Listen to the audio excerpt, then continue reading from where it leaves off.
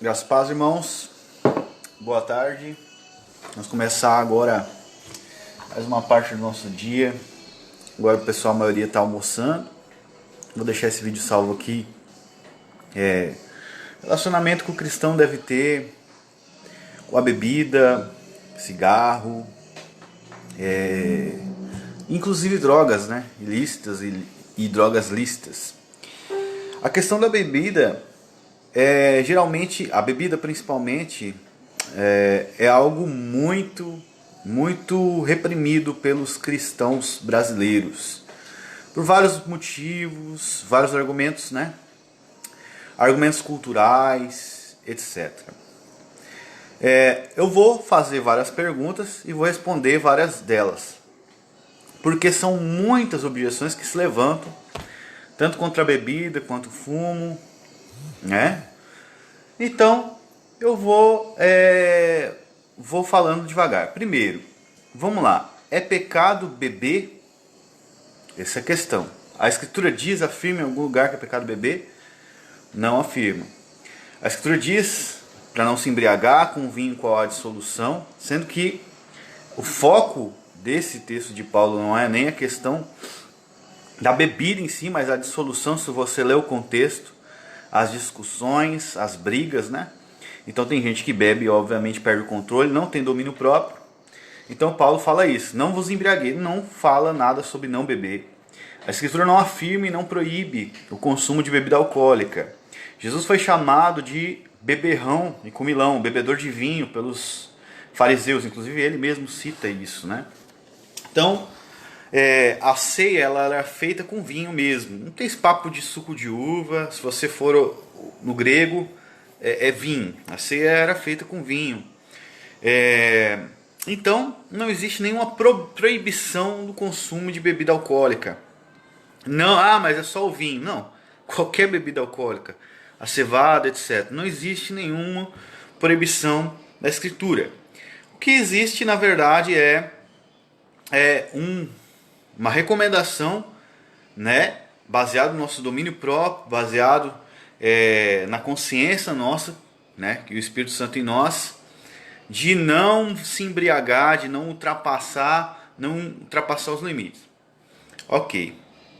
Isso é o que a Escritura ensina, tá? Então não existe proibição na Bíblia de consumo de bebida alcoólica para um cristão. Isso levanta várias objeções. Isso eu estou falando só da bebida por enquanto. A primeira objeção seria a seguinte: se a pessoa não tem um controle sobre a bebida, então ela não deve beber. Essa objeção ela vale para muita coisa da nossa vida. Mas se a gente for usar ela em prática, não, a pessoa é um fraco na carne dela, então ela não pode beber. Mas vamos lá. Será que Jesus ele não liberta completamente a pessoa dos vícios? É evidente que a gente tem carne. Vamos prestar atenção. Um adúltero agora ele não vai poder trabalhar com mulheres. Por quê? Porque afinal ele tem fraco com mulheres. Ele era um adúltero, se converteu, foi regenerado, nasceu de novo, né? Então ele não poderia então trabalhar com mulheres, não poderia fazer nada. Por quê? Porque afinal ele tem um fraco com mulheres, entende? Então esse tipo de argumento é pragmático e fraco. Primeiro, obviamente, se eu sei que eu tenho um fraco com mulheres, eu não vou facilitar isso é claro. Mas eu também não vou agir como um louco, né? E ficar dentro de casa.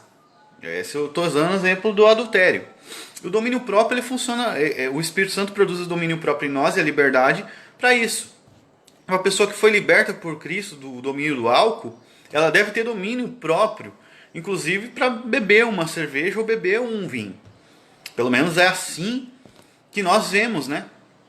E nós vemos, você pega, mas você acha que lá na igreja de Corinto, na igreja de Efésios, não tinha pessoas que tinham problemas de embriaguez? Tinham antes de se converter, né? Inclusive depois, você lê a Escritura, uns se embriagavam até na ceia. A questão Paulo não proíbe o consumo de bebida alcoólica porque tinha esse tipo de gente dentro da igreja de Corinto, né? Então essa objeção é puramente pragmática. Porque a pessoa tem um fraco para bebida, então agora é melhor não beber. Só que quando você estabelece uma lei, é pecado para ela beber, quando você coloca assim, é pecado para ela beber, ela não tem liberdade em Cristo. Na verdade, todo aquele que foi regenerado, nasceu de novo, justificado, é livre em Cristo. Para tomar uma cerveja, para fazer qualquer coisa desse gênero. É escandaloso para muitos, né? Ah, mas ele tem um fraco para bebida.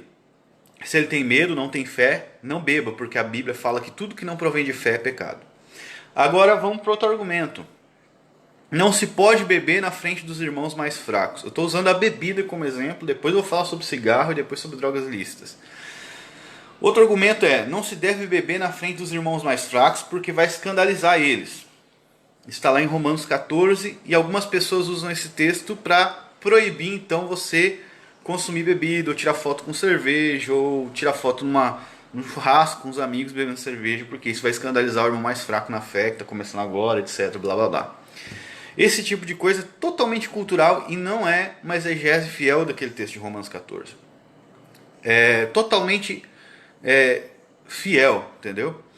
Fiel. Não tem que largar de vez, porque eu acabei de falar aqui, se tu voltar o vídeo depois, tu vai ouvir, né? O Espírito Santo vai falar contigo. Deus, ele não proíbe a gente de fazer as coisas, ele nos liberta do poder do pecado. Então a pessoa que é livre em Cristo para beber, ela pode beber uma cerveja, pode beber um vinho, como os apóstolos tomavam, como Jesus tomava vinho, e não é um borracheiro.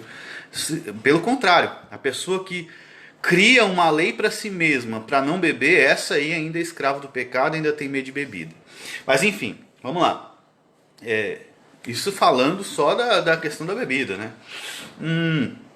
Romanos 14, Paulo fala, né, que se isso escandaliza o meu irmão, de maneira nenhuma comerei carne, nem beberei vinho. Paulo fala isso. Algumas pessoas viu, só que peraí. Então quer dizer, não pode beber vinho porque vai escandalizar o irmão. Pá, mas e a carne? Ah, mas as pessoas não se escandalizam com comer carne, não? Carne de porco. Tem cristão judaizante? Ah, mas ele não é irmão. Ué? E se ele está se convertendo agora? Vai numa churrascaria comer carne? Tem gente que se escandaliza assistindo desenho, anime. Não pode mais assistir anime, não pode mais ir no cinema. Você vai criar uma regra, uma lei para sua consciência por causa do mais fraco? Não é isso que Paulo fala. Inclusive, Romanos 14, se você comparar com 1 Coríntios, você vai ver a correlação entre a bebida que Paulo está falando ali e a comida, que são comidas e bebidas que eram sacrificadas a ídolos, e também faz parte do ritualismo judaico, ou seja, os mais fracos na fé, né, aqueles que não comiam carne de porco, etc. Ok? Inclusive, sobre a bebida, nem existia isso, porque os judeus e também os gregos bebiam vinho. Entende? Então Paulo não está falando sobre simplesmente beber uma bebida alcoólica. Com certeza está falando sobre libação, que era uma bebida oferecida aos deuses. E então as pessoas elas consumiam esse tipo de bebida e aí os mais fracos na fé se escandalizavam. Inclusive esse era o texto principal de debates. Inclusive isso foi proibido no concílio de Jerusalém em Atos 15. As coisas que nos proibiram de fazer, os gentios, os apóstolos, não comer carne sacrificada a ídolos. E isso inclui a bebida como libação derramada a ídolos e todo tipo de sacrifício, despacho de macumba e tal. Isso foi proibido, né, no concílio de Jerusalém. E também se abstinar das práticas sexuais lícitas. Dessas coisas foram proibidas, mas não o consumo de bebida alcoólica. E é sobre isso que Paulo está falando em Romanos 14. Ele não iria ser incoerente com o concílio de Jerusalém em Atos 15. Isso é uma exegese básica da Escritura. Mas as pessoas querem violar a consciência das outras, proibindo o consumo de bebida, causando assim, fazendo com que a consciência das outras pessoas que são mais fortes na fé fiquem cativos aos mais fracos. Né? Exatamente o que o Cláudio falou agora. Nós não podemos deixar os irmãos débeis na fé ditar as normas. Né? Na verdade, eles têm que amadurecer e chegar no nosso nível de maturidade espiritual. O que é maturidade espiritual? É não beber, ter medo de beber e ficar bêbado, ou ter domínio próprio e poder tomar uma bebida e não se embriagar. Isso é domínio próprio. Entendeu? Domínio próprio é você beber quando quer, mas não beber mais do que pode, né? Então, isso aí se encaixa em várias coisas. Falei sobre várias coisas, vários textos, né? Agora, e o cigarro? A gente pode aplicar quase tudo isso que eu falei sobre o cigarro. Quase tudo. Aí alguém pode dizer, tá, mas o cigarro, ele faz um malefício mais para a saúde, porque ele vicia e tal. Eu vou te dizer o que a Escritura diz. Não proíbe o consumo de cigarro. Ah, mas o nosso corpo é templo do Espírito. Sim, com certeza. E eu vou cuidar dele. Mas quando Paulo fala isso, ele está falando de quê? Ele está falando de fornicação, lá em Coríntios, e todo tipo de pecado. E o cigarro não é colocado como pecado, nem proibição, nem tinha como. Isso seria um anacronismo, porque nem existia na época. Enfim, então o que ele está falando ali? Prostituição. Aí tem esse pastor aí que proíbe o consumo de cigarro e passa o rodo nas irmãzinhas da igreja, né?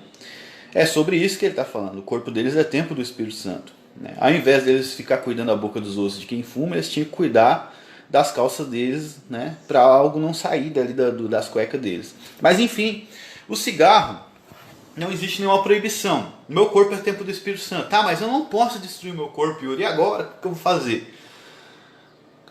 Eu vou falar o que a palavra de Deus diz. Primeiro, não proíbe consumo de cigarro. Não posso ficar acusando quem fuma de não ser cristão ou de pecado. Não posso fazer isso. Agora vamos lá. A questão principal sobre isso é justamente sobre o dano que ele causa no organismo e porque a gente deve ter um cuidado com a nossa vida. Essa é a questão que eu acho principal sobre o consumo de cigarro. Essa é a questão mais importante. Não a questão do ser pecado, não. Por quê? Porque se ele realmente causa um dano muito grande na nossa vida, ou se alguém não consegue, porque ele realmente vicia, ela não consegue fumar, parar de fumar, ou fumar socialmente, enfim, entendeu? Então é isso que a gente tem que ver. Agora, qual é a base de conhecimento para saber se essa substância ela produz em todas as pessoas o mesmo vício? A ciência empírica. Só que a ciência ela comete falácia de afirmar o consequente. Então deixa eu explicar. Não é comprovado, porque a ciência não prova bosta nenhuma, não é comprovado que todas as pessoas que fumem cigarro se tornam viciadas ou pegam esse hábito de fumar todos os dias, né, muitos cigarros. Não é comprovado. Não é comprovado como uma pessoa não possa ter um controle, psicológico sobre o cigarro, de maneira que ela fume um por dia, ou um por semana, ou entendeu, no final de semana. Então, mas não, argumento científico não tem como, por causa da falácia de afirmar conseguinte, etc. Mas a maioria das pessoas é assim. Acredito que por causa do hábito se torna vício, tá? Então proibição também não vai resolver a questão do cigarro, não vai. E também dizer que é pecado não resolve. Aí fica a critério da consciência da pessoa de novo, tá? A questão do escândalo, a mesma coisa que eu falei sobre a bebida, mesma coisa. Agora, tem outras coisas também sobre o tabaco, né? Tem outros tipos de fumo, não só o cigarro, tem outros que tem menos, segundo a própria ciência, causam menos malefício ao organismo e blá blá blá blá blá. Não vou falar sobre isso, né? Não tem muita diferença, porque não tem como tu criar um parâmetro sobre esse assunto. Acusar, e agora vamos lá para a nossa cultura hoje, né?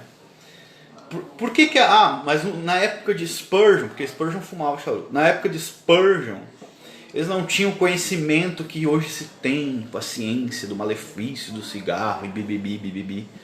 Que conhecimento que a ciência fornece, meu filho? Pelo amor de Deus. Entendeu? A ciência, ela só fornece uma opinião, ok? Uma opinião baseada na experiência e pragmatismo. Perfeito, Rodrigo. O refrigerante causa malefício, a cafeína causa malefício, segundo a ciência, né? Então tudo, esses dias eles estavam falando Não lembro o que que era, cara. É uma coisa que eu comia fuzel, a paçoca, velho. Que era cancerígeno. Rapaz, eu comia paçoca a minha infância inteira. Não tenho câncer, graças a Deus. Nunca me deu nada. Ah, mas a paçoca é cancerígeno, mas isso é cancerígeno, mas não sei o que. É uma sociedade totalmente ditada pelo cientificismo, como se a ciência fosse uma verdade absoluta. Eu falo aqui, falo nos meus vídeos, ela não é uma verdade absoluta. A escritura é a verdade absoluta, a palavra de Deus é a verdade absoluta. A ciência não pode fornecer um conhecimento filosófico que a gente chama de conhecimento real. Apenas opiniões pragmáticas. Agora, vamos lá. Sobre a crítica, né? Depois eu vou deixar salvo esse vídeo para você que não viu, porque tudo que eu apliquei a bebida se aplica a cigarro, e acrescentei algumas coisas sobre o cigarro, ok? Pois é, exatamente, Mateus, carne é cancerígena, vamos deixar de comer carne. Agora vamos entrar nessa questão, tá? Principal. Estou falando sobre a crítica. A crítica, por que o brasileiro critica fortemente quem bebe, ou o cristão que bebe e fuma? Porque é um povo analfabeto de Bíblia. Essa é a verdade. É um povo que não sabe, que não estuda Bíblia. Ok? Aí eles colocam na culpa da piedade e da consciência. Ok, meu irmão. Ok. Eu não vou fumar para não escandalizar o mais fraco e tal. Eu entendo você, meu querido. Eu entendo. Ok? Mas isso não pode continuar assim. Isso não pode continuar assim no Brasil, principalmente com todo o conhecimento teológico que nós temos agora, conhecimento bíblico à luz da Escritura. Ficar criticando quem fuma e bebe é coisa de gente que não tem uma louça para lavar. Entendeu? Dizer que não é cristão ou tal, isso é ridículo. Isso é a coisa mais ridícula que existe. A Escritura não tem essas proibições, não se pode fazer essas deduções lógicas da Escritura como provei até agora. Não se pode. Depois você ouve o meu vídeo até o final. Não se pode. Isso escandaliza muito, por quê? Porque a maioria é armena, a maioria é criada na base da lei, não entende nada de justificação pela fé, entendeu? Isso escraviza a mente das pessoas, escraviza, torna a pessoa uma religiosa insana, que sai acusando todo mundo, entendeu? Então a pessoa fuma, não é cristão. Uma ova, meu filho, talvez é muito mais cristão do que tu, meu amado. Então, preste atenção no que você está falando. A pessoa bebe, ok? Não é cristão. Cara, vai roubar. Pois é, o gosto é ruim. Agora pegar o parâmetro do gosto do cigarro ou do gosto da bebida para fazer uma lei também, daí a gente é muito cardenal. Mas enfim, a questão é essa. É tudo isso que eu falei. Amém, Fabiano. Vamos orar. Deus abençoe a tua esposa, que ela venha ser curada em nome de Jesus. Irmãos, então sobre bebida e cigarro, passo aqui o ponto final. Sobre maconha, sobre drogas lícitas. Obviamente o cristão não deve, porque o cristão ele tem que obedecer à lei. Esse é o primeiro ponto. E a obediência à lei, quando ela não vai de encontro à lei divina, e a lei divina não diz que tu deve fumar maconha, então não tem desculpa para o maconheiro. Então a pessoa não deve fumar maconha, porque isso vai de encontro à lei. Mas tem os malefícios de ciência também, como eu disse sobre o cigarro, e eu falei sobre a bebida, ok? O vício e tal, mesma coisa. Então, mas não tem, ok? A questão aqui agora, e quando entra numa questão de consciência também, aí eu não posso ser o critério de julgamento, entende? Eu não posso ser. Agora, biblicamente falando, o cristão não deve fumar maconha.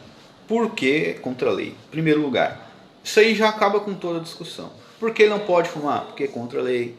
Mas se a lei permitisse, nós não teríamos por que nem como a gente criticar quem usasse maconha, entende? Não teria como. Porque a Escritura não proíbe, porque talvez, cientificamente. Claro que, obviamente, a gente não usa isso como parâmetro de conhecimento, mas talvez ela cause menos dano que o cigarro e a bebida. Talvez, muito talvez. Então a gente não pode. Mas por que não fumar? Porque a lei proíbe, um cristão deve obedecer à lei, então não deve usar maconha. Falando sobre tudo isso, por que eu resolvi fazer esse vídeo? Fiz uma postagem sobre bebida, as pessoas vieram comentar. Eu tirei uma foto segurando uma cerveja, o chopp, faz anos, né? E me encheram o saco, cara. Depois eu tirei vendo um livro, até recompartilhei, foi no ano passado ainda. Ano retrasado, se não me engano. E vieram encher o saco de novo. Na verdade, não era de agora. Não faço porque eu sei que as pessoas enchem o saco. Mas não tem problema. Se algum dia eu tiver no churrasco, alguém tirar uma foto minha bebendo uma cerveja e postar no Facebook, eu não tô nem aí. Entendeu? Eu não vou escravizar minha consciência por causa de gente legalista. De maneira nenhuma. Nem você deveria. Tem um livro muito bom sobre bebida, o que Jesus beberia, ok? Tem uma capa assim branca com vinho. Esse livro é bom para você entender essa questão. Acho que é a editora Monergismo que publicou. Culturalmente falando, o Brasil é muito precário nesse assunto, muito precário, porque nós somos ensinados com uma piedade forçada, não com algo que sai de dentro do nosso espírito. Eu servi a Deus porque eu amo, então eu amo a Deus, não vou beber, mas eu sei que não é pecado, não vou. Não, é tipo assim, não posso beber porque senão eu vou para o inferno, é pecado. Então a gente foi ensinado totalmente contrário. A gente via Deus como um carrasco que quer matar todos os seus filhos, afinal tu pode perder a salvação, tá toda hora lá, vai perder, vai ganhar, vai perder, vai ganhar, vai perder, vai ganhar a salvação. Entendeu? Não, daí tu bebia, daí Deus saía de ti, né? Depois que tu parava de beber, pedia perdão, ele voltava. Afinal, Deus não pode ficar ali. Né? Deus, ele se afasta de ti, te abandona. Essa é a visão deles, né? Essa é uma visão antibíblica, irmãos. Na verdade, tudo que a gente aprendeu, a maioria das coisas que nós aprendemos, é uma visão totalmente antibíblica que nos escraviza religiosamente. E essa escravidão religiosa, ela produz doenças mentais. Toque, transtorno obsessivo compulsivo. Ela produz crise de ansiedade, crise do pânico. Por que produz? O diabo conhece a nossa carne. Quanto mais você proíbe algo, mais a sua carne se soergue. Então, Paulo fala isso em Romanos 7. As pessoas não entendem a escritura, elas não entendem nada.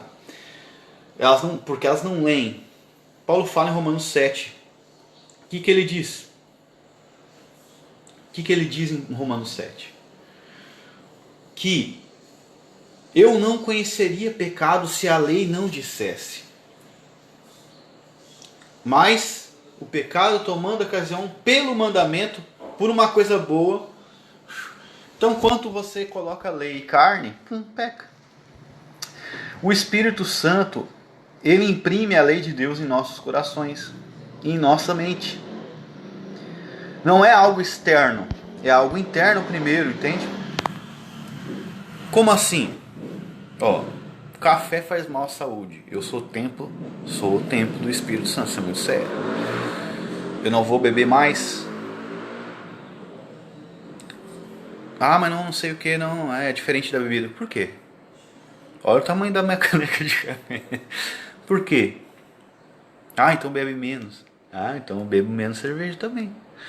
A questão é, eu sou templo do Espírito Santo. Cafeína faz mal. Mas qual a base de conhecimento que eu tenho disso? Ciência. Ano retrasado eu vi uma que dizia que o ovo fazia mal à saúde. Ano passado eu vi que o ovo fazia mal à saúde. Eles não sabem nem o que eles falam, cara. É o que a escritura diz. Não existe proibição na escritura. Se você pegar o meu vídeo e ver desde o princípio, você vai ver os argumentos que eu faço sobre a bebida, né, e sobre o cigarro, ok? Não, você tem que ver todo o meu vídeo, ok? Eu já falei sobre isso também, que nós somos templo do Espírito Santo. Se você ver todo o meu vídeo, todo esse teu argumento aí não vai adiantar de nada. Então, irmãos, o Espírito Santo, ele trabalha dentro de nós, através da palavra. Claro que nós vamos usar nosso cérebro, nossa inteligência para tomar as decisões, é evidente, mas ele imprime em nós aquilo que é certo e errado. Ele imprime a sua lei em nós, não tem como escapar. Ele coloca o seu temor em nós. Então, quando se trata desse assunto de consciência, os evangélicos eles são muito tolos, entende? Porque eles fazem afirmações que escravizam a consciência dos outros, ok? Então é muita tolice isso. Justamente, João, Jesus fala isso, né? Essa geração aqui, Jesus fala isso em Mateus, ela tá lascada. Por quê?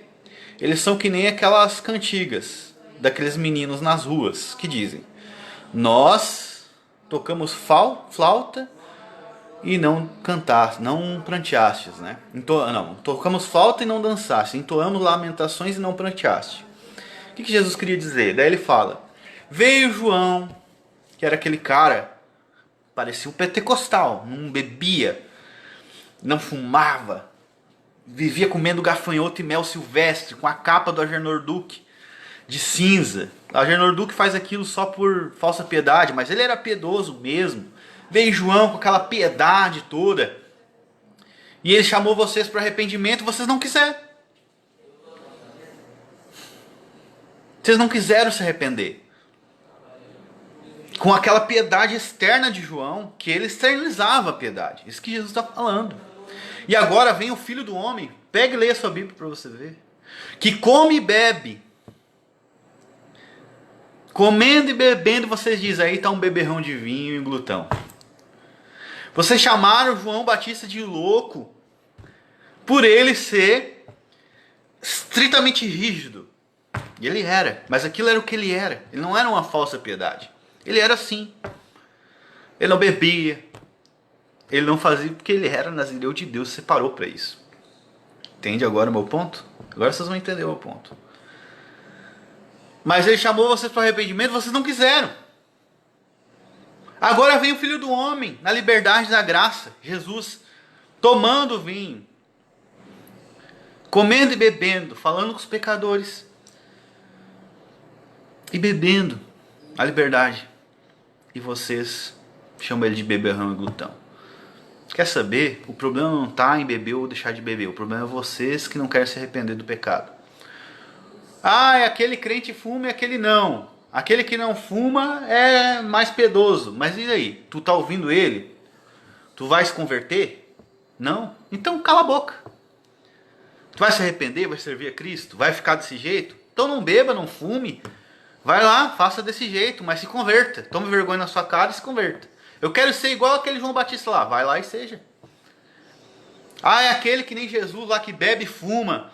Fala de predestinação, fala de graça, de justificação. Aquele louco lá, maluco. Tá me chamando para arrependimento. Não, aquele lá é pirado. A desculpa tá sempre na carne, meu filho. Tem nada a ver com beber ou não beber. A pessoa não quer se arrepender dos pecados dela.